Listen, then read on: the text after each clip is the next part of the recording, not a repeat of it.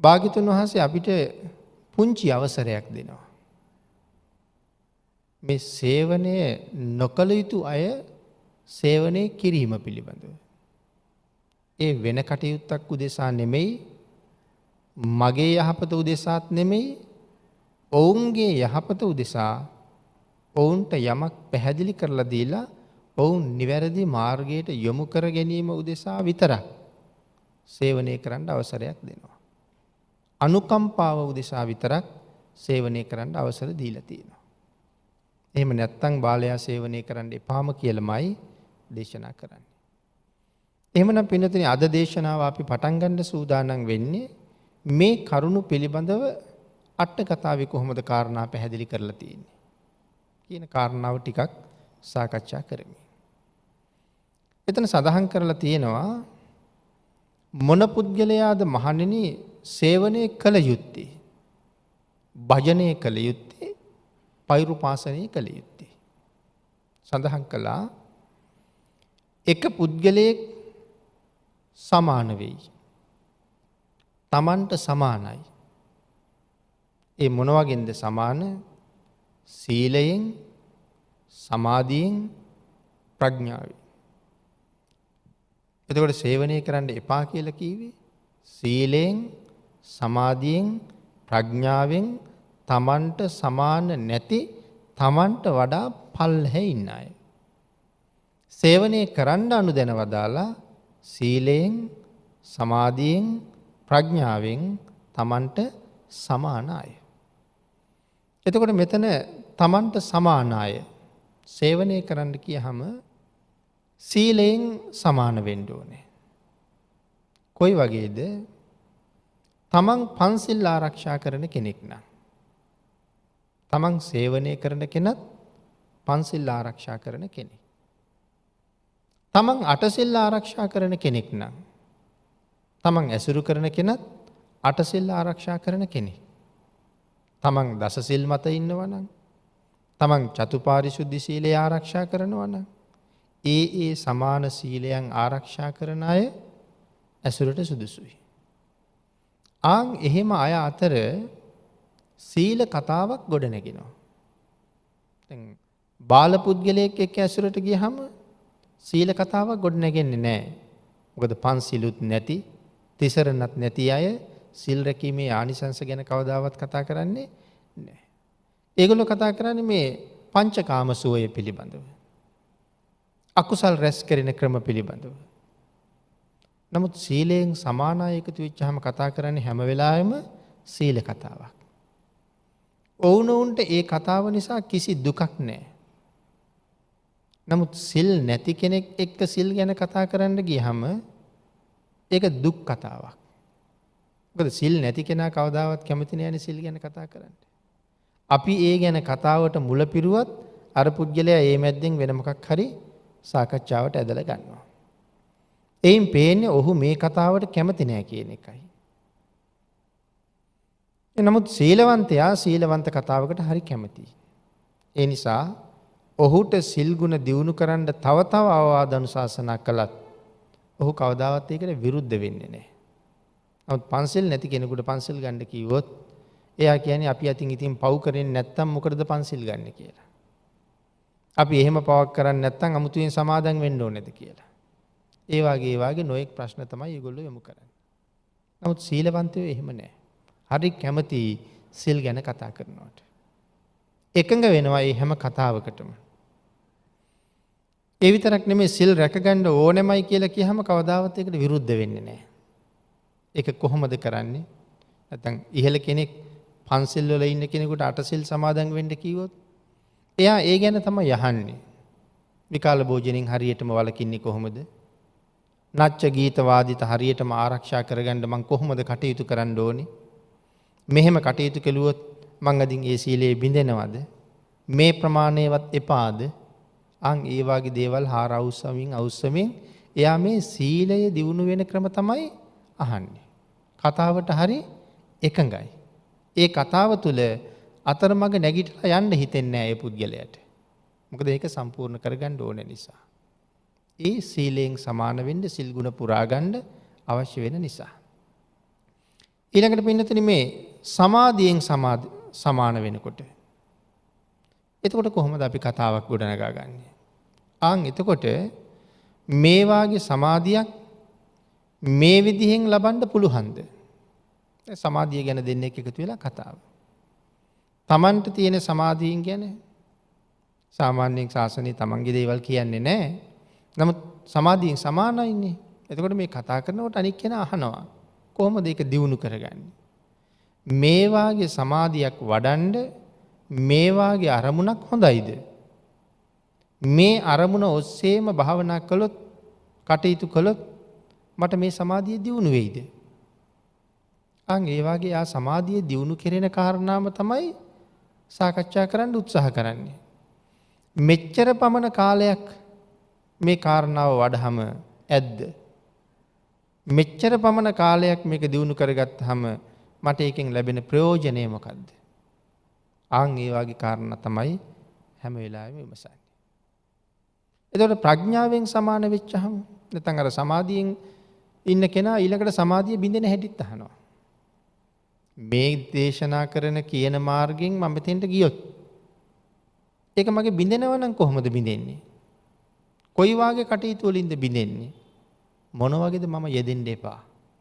විනෝද චාරිකා, ගීත ගායනා කිරීම, සංගීත සංදර්ශන වලට සහභාගී වීම මේ වගේ දේවල් වලින් මගේ සමාධිය බින්දෙයිද? බින්දෙනව නම් මම ඒකෙන් වළකින්න. ඒ වගේ හැම වෙලාවෙම තමන්ගේ සමාධිය රැකගන්නම කරුණු කාරණා විමසනවා. ඊළඟට පින්නතුනේ මේ ප්‍රඥාවෙන් සමාන වෙච්චහම ඒ දෙන්න අතර හැම වෙලාවෙම ප්‍රඥා කතාවක්මයි තියෙන්නේ. ඒ කොහොමද? ඒ කතාව ඊටා පහසුවෙන් දිගටම පවත්වාගෙන යන්න ඒ දෙන්නට පුළුවන්. ඒ ප්‍රඥා කතාව හරි පහසුවෙන් පවත්වාගෙන යනවා. බුදුරජාණන් වහන්සේගේ ධර්මය යම් කරුණක් ගැන ඔවුන් සාකච්ඡාවට වැටුණොත් ඒක ප්‍රඥාවෙන් විමස ඒ කාරණාව සාකච්ඡා කරනවා.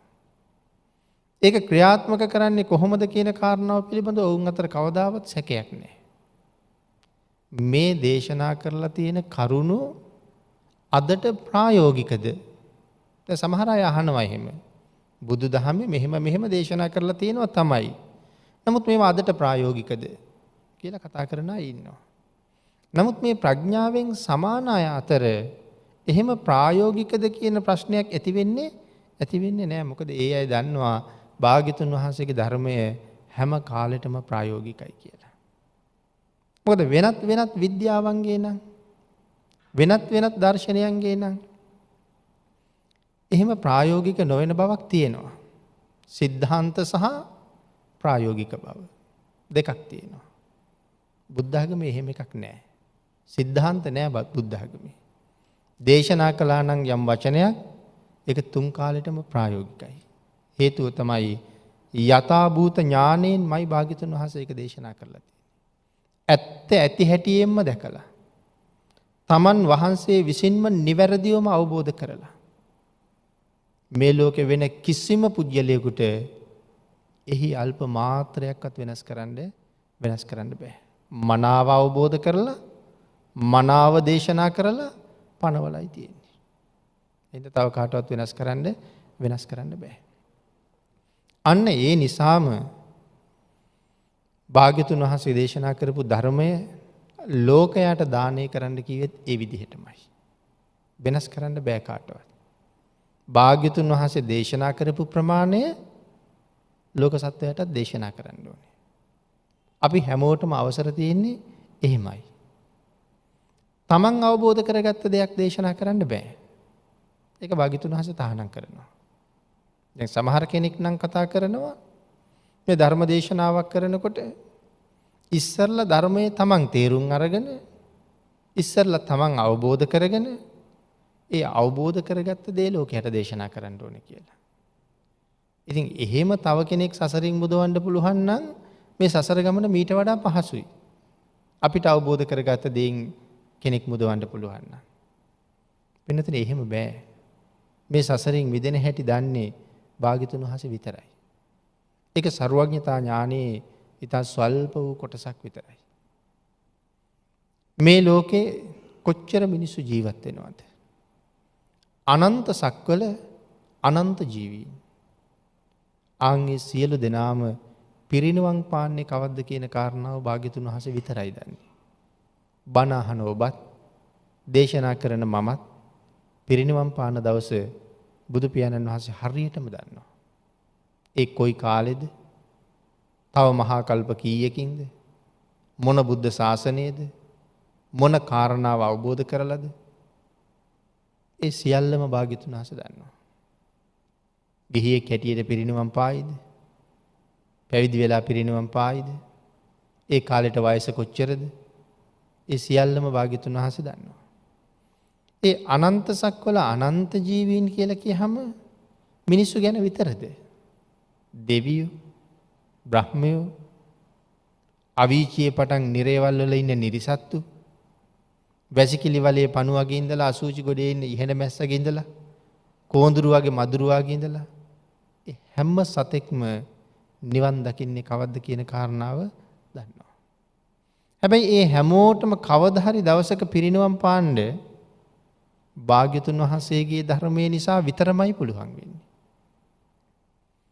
ආන් ඒක හින්දා සරියුත් මහරහතන් වහන්සේටවත් පින්නොතිනේ අවසරයක් නැහැ තමන්ට වැටහිච්ච දේ තමන්ගේ ශ්‍රාවකයට දේශනා කරන්න. මට මෙහෙම වැටහුණා කියලා කියන්න බෑ. භාග්‍යතුන් වහන්සේට වැටහිච්ච ප්‍රමාණයයි දේශනා කරන්න ඕනේ. ආන් ඒ නිසා සරියුත් මහරහතන් වහන්සේත් යම් දේශනාවක් කළා නම් ඒ භාග්‍යතුන් වහන්සේගෙන් ලැබිච්ච මාතෘකාවකට අනුවයි මේ දේශනාව කරන්නේ. තමන්ගේ වචනේ එතන නැහැ. තමන්ගේ දෙයක් දේශනා කරන්න ගියොත් ශ්‍රාවකයාට එන්න පුළුවන් වෙන්නේ තමන් ආපු තැනට විතරයි. එතනින් එහාට යන්න බැරුව යනවා. මේකට හොඳ උදාහරණයක් සඳහන් කළොත් පිනතිනි අර කෝලිත කියන උපතිස්ස කියන තරුණයා. එතකොට අපි දන්නවා ඒ වෙන කවුරුවත් නෙමෙයි සරියුත් මහරහතන් වහන්සේ කියලා. සත්‍ය හොයාගෙන යන ගමනේ උන්වහන්සේට මුලින්ම මුණ ගැහුනේ මේ සම්මාදිට්ඨිය දේශනා කරන අය අතර අස්සජී මහරහතන් වහන්සේ. ඉතින් අස්සජී මහරහතන් වහන්සේ කොයිතරම් විශේෂද කියන කාරණාව අපිට මෙතන සාකච්ඡා කරලා ඉවර කරන්න බෑ. මේ ලෝකේ භාග්‍යතුන් වහන්සේගෙන් පස්සේ පහළ වෙච්ච අති ශ්‍රේෂ්ඨතම උත්තමයෝ 5 දෙනා අතර හිටපු එක්කෙනෙක් අස්සජී මහරහතන් වහන්සේ කියන්නේ.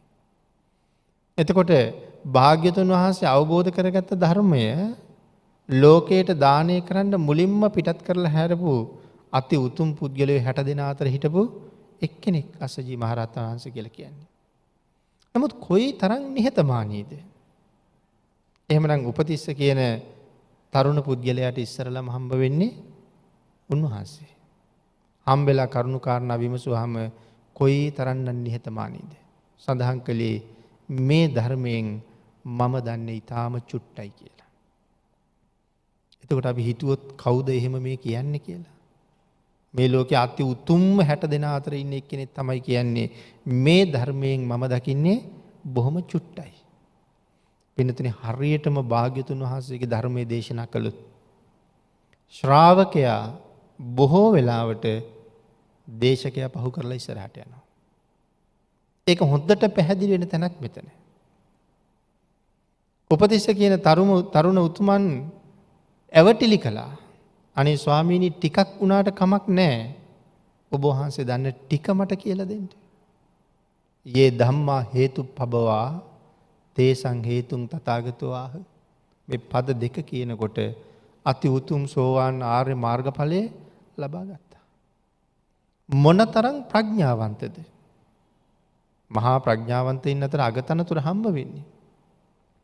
නමුත් පින්නතුනි භාග්‍යතුන් වහන්සේගේ ධර්මයෙන් බින්දක් හරි අහනකම් තනියම නම් සෝවාන් වෙන්න බෑ. එහෙනම් භාග්‍යතුන් වහන්සේ අපිට කොච්චර පිහිට වුණාද කියන කාරණාව අපිට හිතා ගන්නවත් බෑ. දැන් එතකොට මේ බණපද දෙක අහලා සෝවාන් වෙච්ච ඒ උතුම් පුද්ගලයා අස්සජී මහරහතන් වහන්සේ පහු කරලා යනවා. ඒ කියන්නේ මේ පුද්ගලයා වශයෙන් පහු කරලා ගියාද? නෑ, අස්සජී මහරහතන් වහන්සේ පහු කරලා මේ ශාසනයේ අග්‍ර ශ්‍රාවකයන් වහන්සේ ගාවට යනකම් යනවා. මේ ශාසනයේ මහා ප්‍රඥාවන්තයා වෙනවා. තවත් විදිහකට කිව්වොත් අපිට තවත් දෙවෙනි බුදු කෙනෙක් වාගේ වෙනවා. සියලුම සංඝයා වහන්සේගේ නායකත්වය උන්වහන්සේට ලැබෙනවා. එහෙනම් අස්සජී මහරහතන් වහන්සේගේත් නායකයා බවට පත් වෙනවා. තමන් වහන්සේගේ ආචාර්යවරයා හැටියට ජීවිතේ පවතින කල් අස්සජී මහරහතන් වහන්සේට ගරු කළා. නමුත් සංඝයා වහන්සේලාගේ නායකයා වුණේ අස්සජී මහරහතන් වහන්සේ නෙමෙයිනේ. එහෙනම් උන්වහන්සේ පහු කරලා ඉස්සරහට ගියානේ. ඒ කොහොමද ඉස්සරහට ගියේ? අස්සජී මහරහතන් වහන්සේ තමන්ට අවබෝධ වෙච්ච දෙයක් දේශනා කළා නම් ඒ වැඩේ වෙන්නේ නෑ. නමුත් අර ගාථාව ඇතුලේ දේශනා කළේ තමන්ට අවබෝධ වෙච්ච දේ නෙමේ, භාග්‍යතුන් වහන්සේ වටහාගත්ත දේ. ඒ නිසා මේ ප්‍රඥා කතාවක් තුල මනාව ධර්මයේ සාකච්ඡා කරනවා. භාග්‍යතුන් වහන්සේගේ ධර්මය. භාග්‍යතුන් වහන්සේගේ ධර්මය උපයෝගී කරගෙන මේ සංසාරයෙන් අපි මිදෙන්නේ කොහොමද කියන කාරණාව සාකච්ඡා කරනවා. අදට ප්‍රායෝගිකද කියලා කවදාවත් ප්‍රශ්නයක් මතුවෙන්නේ නෑ. මේ ධර්මයේ අකාලිකයි. තුන් කාලයටම ගැලපෙනවා. භාග්‍යතුන් වහන්සේ සර්වඥයි. ඒ නිසා ඒ පිළිබඳව තර්කයක් මතුවෙන්නෙම නෑ. එහෙමනම් සීලයෙන්, සමාධියෙන්, ප්‍රඥාවෙන් සමාන වූවන් අතර මෙන්න මෙවන් කතාවන් පිළිබඳව තියෙන්නේ පුදුම කැමැත්තක්. කිසි අකමැත්තක් නෑ. තව සාකච්ඡා කරන්නමයි කැමැත්ත. ඔවුනොවුන්ගේ දැනුම බෙදා ගනිමින් ඔවුනොවුන්ගේ ගමන තව දියුණු කරගන්නමයි ඔවුන් කැමැත්ත. ඒ නිසා ඇසුරු කරනවා නම් එහෙම කෙනෙක් ඇසුරු කරන්න කියලා භාග්‍යතුන් වහන්සේ දේශනා කරනවා. ඊළඟට පින්නතුනි මේ බුදුදහමේ කොතනවත් දේශනා කරන්නේ නැහැ තමන්ව හුවා දක්වන්න කියලා. මම මෙහෙමයි කියලා පෙන්වන්න කොතනවත් අවසර දෙන්නේ නැහැ. තමන් ඉන්න තැන කියන්න බෑ.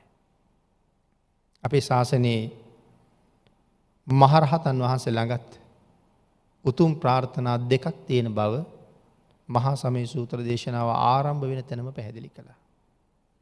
මොකද මහරහතන් වහන්සේ ගාව තියෙන උතුම් ප්‍රාර්ථනා දෙක? පළවෙනි එක තමයි මම මේ අති උතුම් අරහත්වයේ ලබාගත් බව වෙන කිසි කෙනෙක් නොදැන ගනිත්වා. මම රහත් වුණා කියලා දැනගන්න මේපා කවුරුවත්. දෙවැනි ප්‍රාර්ථනාව තමයි ඒක අනුන් නොදන්නවා වුණාට මම ලැබූ උතුම් ඵලය අනිත් සියලු දෙනාටම උදාපත් වේවා. මේ තමයි රහතන් වහන්සේ ගාව තියෙන ප්‍රාර්ථනා දෙක. හැබැයි ඒ වුණාට මම රහත් කියලා කාටවත් කීවේ නැහැ. මම සෝවාන් වෙලා කියලා කාටවත් කීවේ නැහැ. නැති ගුණයක් කොහොමවත්ම කියන්නේ නැහැ. ඒක හරි භයානක තැනක තියෙන්නේ. උපසම්පදා භික්ෂූන් වහන්සේ නමක් මාර්ගයක් ඵලයක් සමාධියක් නැතුව නමුත් තවත් කෙනෙකුට කීවොත් මම මෙන්න මෙහෙම මාර්ගඵලයක් ලබලා ඉන්නේ කියලා. මේ වාගේ සමාධියකට සමවදින්න මට පුළුවන් කියලා. Tamanට නැතුව කීවොත් මොකක් වෙනවා කියලාද දේශනා කළේ? පරාජිකා 4ක් මේ ශාසනයේ තියෙනවා. ඒකෙන් 4 වෙනි එක උත්තරී මනුස්ස ධම්ම. තමන් ගාව නැති ಗುಣ අනික් අයට කීවොත් පරාජිකා වෙනවා කියලා දේශනා කළා. මොකක්ද මේ පරාජිකා වුණා කියලා කියන්නේ? ශාසනයෙන් පෙරදුනා. ආයේ මේ ශාසනයේ කටයුතු කරන්න බෑ. හරියට කරටියේ කැඩුන තල් ගහක් ආයේ ලියලන්නේ නැහැ. සාමණේර කෙනෙක් හැටියට දිගටම ಗುಣ පුරාගෙන යන්න පුළුවන්. නමුත් පරාජිකාවෙන් පස්සේ ආයේ උපසම්පදාවක් ලබන්න බෑ.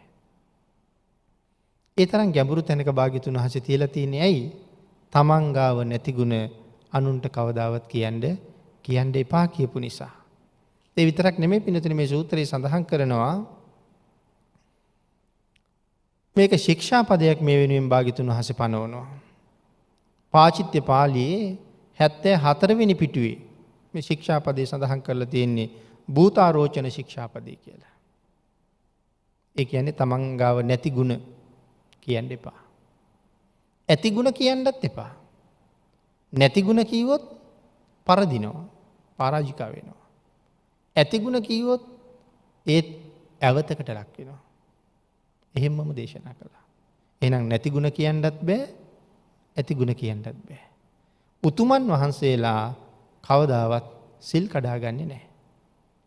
ඇවත් කරගන්න කටයුතු කරන්නේ නැහැ. එහෙනම් තමන් ගාව ගුණ ඇතත් කාටවත් ඒ බව කියන්නේ නැහැ. නමුත් අද හැටියට කල්පනා කරලා බැලුවොත් සමහර අය පිරිස් මැද තමන්ගේ තියෙන උතුම් ගුණ නැගිටලා ප්‍රකාශ කරනවා. මම සෝවාන් වෙලා ඉන්නේ. මට අහවල් ධානයේ තියෙනවා. මං අහවල් ධානයට සමවදිනවා. සමහර අය නැගිටලා ප්‍රශ්න අහනවා. මේ කොයි ධානයට සමවදින්න පුළුවන්ද? දැන් කීවෙනි ධානයේද ඉන්නේ? එහෙමත් අහනවා. සමහර අය පිරිස් අතර තමන්ගේ තියෙන ගුණ කියාපානවා. මේ කාරණාව හරියට ඉගෙන ගත්තාම තේරෙනවා ඒගොල්ලෝ තාම භාග්‍යතුන් වහන්සේගේ ධර්මය දැකලවත් නැහැ කියලා. මේ වාගේ උතුම් තැනකට යන්න තියා තාම බුදුදහම දැකලවත් නැහැ. ස්පර්ශ කරලවත් නැහැ. භාග්‍යතුන් වහන්සේ දේශනා කළේ කිසිම හේතුවකින් තමන්ගේ ගුණ කියන්න එපා. ඒ විතරක් නෙමෙයි පින්නතුනි මෙතන සඳහන් කළා තමන් භාවනා කරනවා කියලාවත් කියන්න එපා කියලා. තව කෙනෙක් එක්ක මම භාවනා කරන කෙනෙක් මම භාවනාවට හරි කැමති එහෙමවත් කියන්න එපා කියලා දේශනා කළා. එතකොට කොයි තරම්නම් නිහතමානීත්වයක් මේ ශාසනයේ තියෙනවද?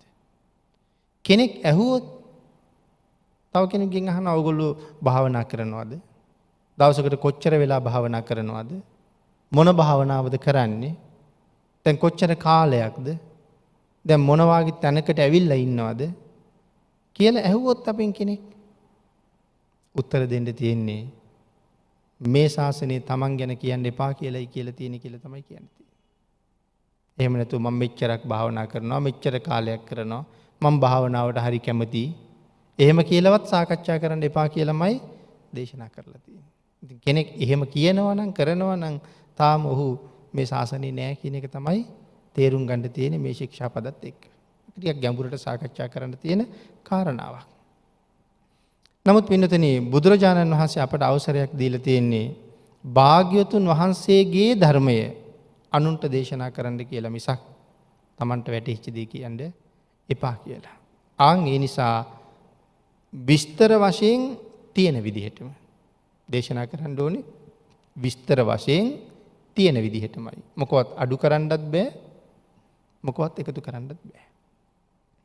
ඒ නිසා ඒකට මෙන්න මෙහෙම සඳහන් කරලා තියෙනවා යතාසුතං යතාපරියත්තං ධම්මං විත්තාරේන පරේසං දේශේත කියන ක්‍රමයට තමයි ධර්ම දේශනා කරන්න පුළුවන්. යතාසුතං යතාපරියත්තං ධම්මං විත්තාරේන පරේසං දේශේත.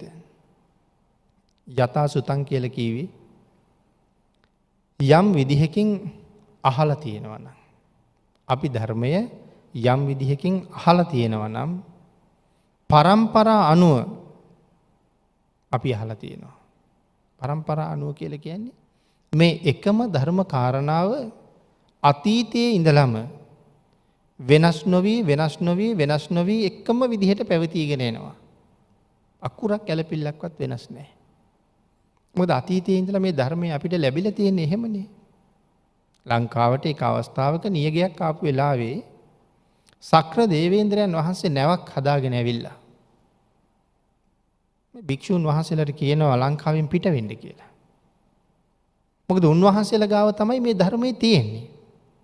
උන්වහන්සේලා අපවත් වෙනවා කියලා කියන්නේ විශාල ධර්මස්කන්ධයක් නැතුව යනවා. සියලු දෙනාම තොටුපළට එකතු වුණා ලංකාවෙන් පිටත් වෙන්න. ධර්මදරයන් වහන්සේලා. එයින් 69ක් තීරණය කළා අපි යන්නේ නැහැ. විශාල පිරිසක් නැවුණක්ගා. ඒ 69 ලංකාවෙම නතර වුණා. නතර වෙලා උන්වහන්සේලා විවේක ස්ථානයකට ගිහිල්ලා උන්වහන්සේලාගේ කය වාඩි කරවගෙන පවත්වන්න පුළුවන් තාක්කල්, ඒ කියන්නේ ඉඳගෙන ඉන්න ශක්තිය තියෙන තාක්කල් උන්වහන්සේලා ඉඳගෙන තමන් දන්න ධර්මයේ සජ්ජායනා කළා. දැන් ඉඳගෙන ඉන්න බැරි තත්වයට උන්වහන්සේලාට වෙහෙසයි, ආහාර නැහැ. වැලි ගොඩවල් එකතු කරලා 6-7 දෙනා ඒ වටේට එකතු වෙලා තම තමන්ගේ හිසට තියාගෙන එහෙම්මම වැලි ගොඩවල් මත පාත් වෙලා ධර්මයේ මෙනෙහි කරන්න පටන් ගත්තා. සජ්ජායනා කිරීමේ ශක්තියක් නැහැ. දැන් දන්න ධර්මයේ මෙනෙහි කරනවා. නමුත් උන්වහන්සේලා මොනවා හරි අනුභව කරලා ජීවත් වුණා. නියං කාලේ නිමා වුණාට පස්සේ විදේශගත වෙච්ච ස්වාමින් වහන්සේලා ආයේ තමන්ගේ රටට පැමිණියා. මේ ස්වාමින් වහන්සේලා 69 උන්වහන්සේලා හොයාගෙන වැඩියා. උන්වහන්සේලා කල්පනා කළා දෙගොල්ල නියගෙන් පීඩාවට පත්වෙච්ච නිසා අපිට මතක තිබ්බ ධර්මයෙන් එක වචනයක් හරි අපිට වැරදිලාද? අමතක වෙලාද? අපේ මතක ශක්තිය අඩුවක් වෙලාද? දෙගොල්ල නැවත ධර්ම සජ්ජායනා කළා. සඳහන් කරනවා විදේශගත වෙච්ච ස්වාමීන් වහන්සේලාගේ මෙහි වැඩ හිටපු 69ගෙත් අල්ප මාත්‍ර වෙනසක් ඒ ධර්ම සජ්ජායනාවේ තිබුණේ නැහැ කියලා. ඒ තරම්ම මේ ධර්මය ආරක්ෂා කරගන්න උවමනාවක් තිබුණා.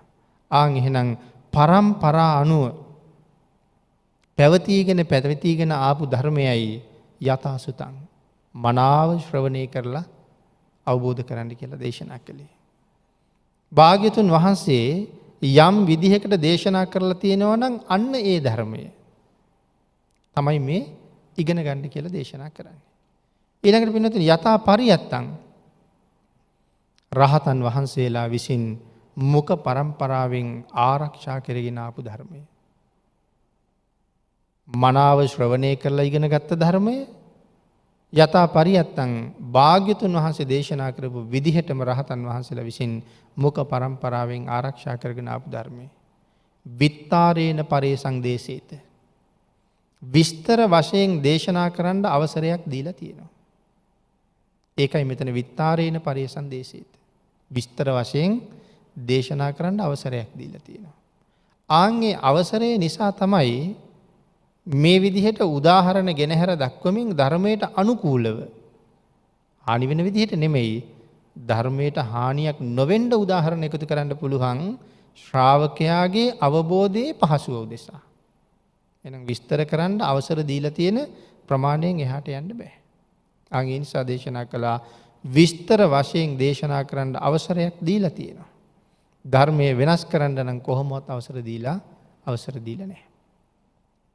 යමෙක් මේ ධර්මයේ වෙනස් කරනවා නම් ආන් ඔවුන් වෙනුවෙන් නිරේ දොර ඇරෙනවා කියලා තමයි සඳහන් කරන්නේ.